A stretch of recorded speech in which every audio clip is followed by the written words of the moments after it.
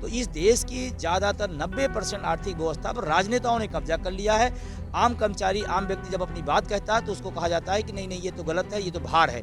और अगर हम वित्तीय भार हैं कर्मचारी, तो हम पूरे दावे के साथ, गंभीरता के साथ देश पर ये राजनेता भार है।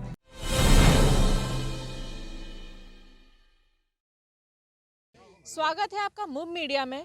और इस समय हम लोग ऐसे लोग के पास खड़े हैं जो लोग सरकारी नौकर थे और आज वो लोग इस स्थिति में आ गए हैं कि उनको पेंशन के लिए सरकार से लड़ना पड़ रहा है। साथ में निजीकरण जो लगातार होता जा रहा है हमारे देश में, तो एक तरीके से हमारा पूरा देश फिर से जैसे पहले अंग्रेज़ों के ज़माने में था वैसे ही अब फिर से होते जा रहा है। तो हमारे साथ यहाँ पे मौजूद हैं, इनसे जानते हैं कि जो आने वाला समय है उसमें अगर निजीकरण रहेगा तो कैसी हालत हो जाएगी देश की। और जो सरकारी नौकरी लोग करते थे, बड़े मेहनत लगती थी सरकारी नौकरी पाने में। अभी तो फिलहाल रोजगार ही नहीं है लोगों के पास, सरकारी नौकरी की तो दूर की बात है, लेकिन जिन लोगों के पास सरकारी नौकरी है उन लोगों के साथ क्या गलत हो रहा है ये हम जानते हैं। क्या समस्या है आपकी? देखिए, मैं विजय कुमार बंधु, अटेवा का प्रदेश अध्यक्ष, NMOPS का राष्ट्रीय अध्यक्ष। हम सब लगातार पिछले कई सालों से सरकार से मांग कर रहे हैं कि हमारी जो सरकारी सामाजिक सुरक्षा थी, वो पुरानी पेंशन थी, उसको 1 जनवरी 4 से केंद्र में, 1 अप्रैल 5 से उत्तर प्रदेश सरकार में, अलग अलग राज्यों में अलग अलग टाइम पर उसको समाप्ति कर दी। हम एक सूत्री मांग पर कि पुरानी पेंशन हमारी बहाल की जाए। समाप्ति क्यों करी गई, कुछ तो बताया हो कि समाप्ति क्यों कर रहे हैं? हाँ, माननीय उस समय हम सबके बहुत बड़े प्रेरणा स्रोत जो माननीय अटल बिहारी वाजपेयी थे, तो उनके कार्यकाल में हुआ केंद्र सरकार में। और यहाँ पर मुलायम सिंह यादव जी की सरकार थी, तो वहाँ पर जब केंद्र सरकार में दिया गया इस समाप्ति का, तो उसको बताया गया भार है, बहुत वित्तीय भार आ रहा है। तो इस आधार पर उन्होंने कर दिया। लेकिन मैं बताना चाहता हूँ, अगर शिक्षकों, कर्मचारियों, अधिकारियों को पुरानी पेंशन देना भार है, तो राजनेताओं को, माननीयों को, लोक सेवक जो है, उनको कौन सा भार नहीं है क्या? और सबसे ज्यादा पेंशन तो वही लोग उठाते हैं, आप लोग की तो पेंशन और कम होती है। वही मैं बताने जा रहा था कि माननीय लोगों को एक पेंशन नहीं, 2 नहीं, 3 नहीं, 4 पेंशन ले रहे हैं। और हम तो सर्वेंट हैं, हम तो कहे हैं वेतन भत्ते के लिए हम आए हैं, हम तो नौकर हैं, हम तो काम करने आए हैं, तो वेतन लेंगे। आप तो कहते हो हम लोक सेवक हैं। जब लोक सेवक है तो काहे का वेतन, काहे का पेंशन, काहे का भत्ता, काहे की सुविधा? तो इस देश की ज़्यादातर 90% आर्थिक व्यवस्था पर राजनेताओं ने कब्जा कर लिया है। आम कर्मचारी, आम व्यक्ति जब अपनी बात कहता है तो उसको कहा जाता है कि नहीं नहीं, ये तो गलत है, ये तो भार है। और अगर हम वित्तीय भार हैं कर्मचारी, तो हम पूरे दावे के साथ, गंभीरता के साथ देश पर ये राजनेता भार है। तो अभी जैसे कि अब तो आप सरकारी नौकरी की हम यहाँ पे बात कर रहे हैं। सरकारी नौकरी एक तरीके से एक समय पे श्योरिटी होती थी, जीवन की श्योरिटी होती थी कि हम नहीं तो अगर हमारे बताएं आगे भविष्य में हमें कुछ हो जाता है तो हमारे परिवारजन का सरकारी नौकरी जो रहेगी वो पेंशन आती रहेगी, हम रिटायर हो जाएंगे, हमारे बुढ़ापे का सहारा मिलेगी। क्योंकि एक सरकारी नौकर अपना पूरा जीवन काल एक नौकरी करते हुए बिता देता है, लेकिन उसके बाद जब उसको असल में उस नौकरी की ज़रूरत होती है, जब बुढ़ापा हो जाता है, जब आप काम करने लायक नहीं रहते, तब इस तरीके से चीज़ें करी जा रही हैं कि बताएं आप लोग का सहारा छीना जा रहा है। तो आजकल तो प्राइवेट में भी ऐसा हो गया है कि ऐसे बीमा वगैरह करा दिए जाते हैं प्राइवेट नौकरी में।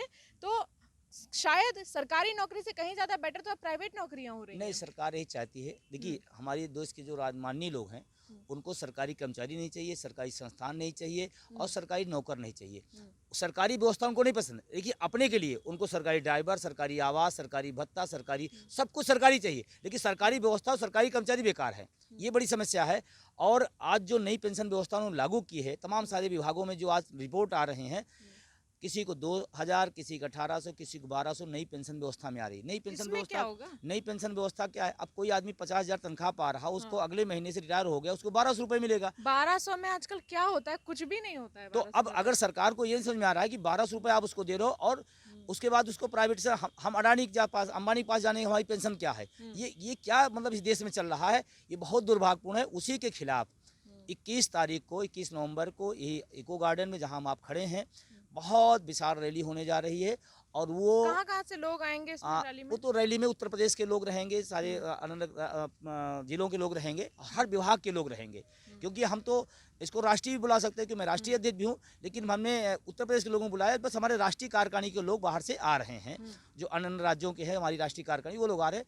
बाकी उत्तर प्रदेश में भी इतना भाई 22 अक्टूबर को हमने पेंशन पद यात्रा निकाली थी जिलों में, और एक एक जिले में 2-2, 4-4, 5-5 हज़ार लोग निकल के आए थे। क्योंकि लोगों में गुस्सा बहुत है इस बात के लिए कि देश का पैरामेट्री आपको जानकारी बता दें, पैरामिलिट्री जो देश की सेवा करता है, देश के लिए जान देता है, उसको भी पेंशन छीन लिया। अच्छा। और उनकी पेंशन नहीं है, जो देश के लिए जान दे सकता है उनको पेंशन हमारी सरकार नहीं दे सकती। इससे ज्यादा अनैतिक, इससे ज्यादा कुछ गैर कानूनी बुरा क्या हो सकता है? सही कह रहे हैं। तो जो आदमी अपना पूरी जान समर्पित कर दे रहा है अपने देश के लिए, उसको तक पेंशन नहीं मिल रही है, तो क्या आप जो 21 तारीख को आप यहाँ पे रैली निकालेंगे, कितने लोग लगभग आएंगे? देखिए, अटेवा के जब नाम आता है तो अटेवा नाम आते ही मान लाखों का तो हो जाता है। अच्छा। अब क्योंकि संगठन कम, हमारा आंदोलन ज़्यादा है, तो वो कितने लाख तक जाएगा ये अंदाज़ा आंदोलन में नहीं होता, क्योंकि ये ऐसा विषय है, व्यक्ति व्यक्ति से जुड़ा हुआ है। तो कहीं हमें 5 बताया जाता है तो 10 आ जाते हैं। तो अटेवा का नाम है तो लाखों में तो अपने आप चीज़ें क्लियर हो गई। लेकिन आप बता रहे लाखों की संख्या आ सकती है, ये उत्तर प्रदेश है, यहाँ पे कोई इस एरिया से बाहर भी नहीं जा सकता, तो आप लोग किस तरीके से अपनी मांगों को पूरा करेंगे? और सरकार ने अगर आपकी बात नहीं मानी तो आप क्या करेंगे? एक ही लाइन, अगर सरकार हमारी पुरानी पेंशन नहीं बहाल करती तो ये शिक्षक कर्मचारी बाहर करना भी जानता है। तो मतलब अगर चुनाव नज़दीक है और लाखों की संख्या में यहाँ पे सरकारी मुलाजिम हैं उत्तर प्रदेश में, तो अगर ये पेंशन व्यवस्था जो है अगर नहीं सुधारी गई, पुरानी पेंशन व्यवस्था नहीं दोबारा लागू करी गई, तो कहीं ना कहीं इसका असर इनको चुनाव में देखने को मिलेगा। बिल्कुल असर पड़ेगा। इसके पहले भी 2 बहुमत की सरकारें थी, बहन जी की थी, उसके बाद अखिलेश जी की थी। दोनों बहुमत में थे, पूरी खुमारी में थे दोनों कि मैं फिर आ रहा हूँ, दोनों को खुमारी थी, और वही दोनों की खुमारी इनको भी है। अच्छा, तो अभी और लग रहा है वो इनको दोनों 50 के आंकड़े नहीं पार कर पाए। रिकॉर्ड है, हमारे निर्वाचन आयोग बताता है कि 50 से आंकड़े नहीं छू पाए दोबारा। तो इतनी तानाशाही भी नहीं होनी चाहिए। और हम तो माननीय मुख्यमंत्री जी से कहते हैं, मुख्यमंत्री जी तो हमारे पक्ष में पत्र लिखा था। जब ये माननीय सांसद थे तो मनमोहन सिंह को पत्र लिखा कि पुरानी पेंशन बहुत जरूरी है और देश के लिए नुकसानदेह है, कर्मचारी पुरानी पेंशन बहाल करिए। आज आप कुर्सी बैठे हो, आप लागू करो आप। और उनके लिए मुख्यमंत्री मैं एक ही लाइन बोलता हूँ, रख कुल रीत सदा चली आई, प्राण जाए पर वचन न जाए। तो उनका तो जब उन्होंने ही ये बात रखी कि भैया पुरानी पेंशन जो है फिर से लागू करनी, अब तो वो गद्दी पे, अब तो वो कर ही सकते जो चाहे। हाँ, बिल्कुल कर सकते हैं, लेकिन हमारे देश की दुर्भाग्य है, जब राजनेता हमारा सत्ता में होता है तो जनता के उस दर्द से वो दूर चला जाता है। उसको कुछ लोग समझाते हैं कि सब कुछ ठीक है, जबकि ऐसा कुछ नहीं होता। ज़मीनी स्तर पे अगर नेता लोग जो एक बार कुर्सी पे बैठ जाते हैं, ज़मीनी स्तर पे आके देखें किस तरीके से लोगों को उनकी योजनाओं की वजह से क्या परेशानी हो रही, जो भी वो निर्णय लेते हैं कहाँ तक वो जनता के लिए सही रहता है। क्योंकि हमारा देश जो है वो ज़्यादातर कृषि प्रधान देश है, यहाँ पे ज़्यादातर लोग युवा हैं या फिर मिडिल क्लास है, हर कोई बहुत अमीर नहीं है। ज़्यादातर लोग सपने देखते हैं सरकारी नौकरी के, और सरकारी नौकरी मिलने के बाद भी अगर लोगों को उनके बुढ़ापे का सहारा ना मिले तो ये कहीं ना कहीं बहुत ख़राब चीज़ है। ऊपर से हमारे जो मुख्यमंत्री जी हैं, उन्होंने जब सांसद थे तब उन्होंने ये पत्र भी लिखा हुआ था मनमोहन सिंह जी को कि पुरानी पेंशन को बहाल किया जाए, लेकिन अब वो सत्ता पे हैं तो अब वो ये सारी चीज़ें कर सकते हैं, तो क्यों नहीं कर रहे, क्यों अपनी ही बात को नज़रअंदाज कर रहे हैं। तो इसी सब चीज़ों के लिए 21 तारीख को ये सब लोग धरना देंगे यहाँ पे लखनऊ में, और तकरीबन लाखों की संख्या होगी यहाँ पे।